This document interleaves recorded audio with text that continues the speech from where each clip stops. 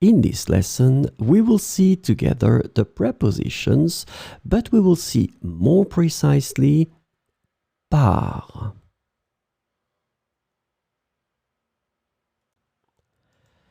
So, of course, the first thing that we need to see together is what is une préposition?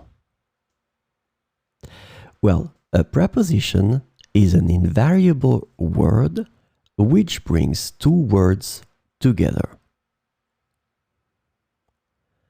The second word is called complement, and it allows to specify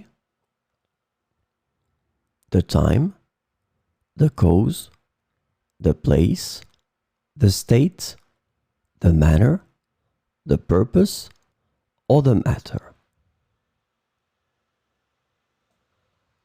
The second word can be another noun, a pronoun, an infinitive verb, or an adverb. And last but not least, remember that this complement can also be a sentence.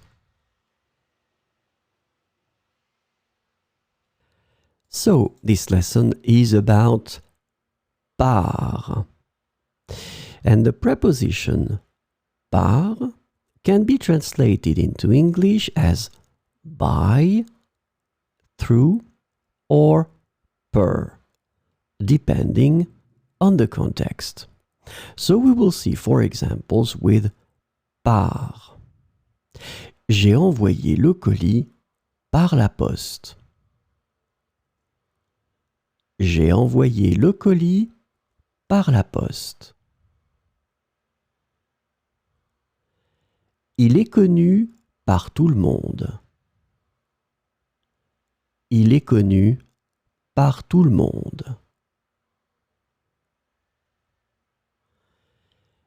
Elle entre par la porte arrière. Elle entre par la porte arrière.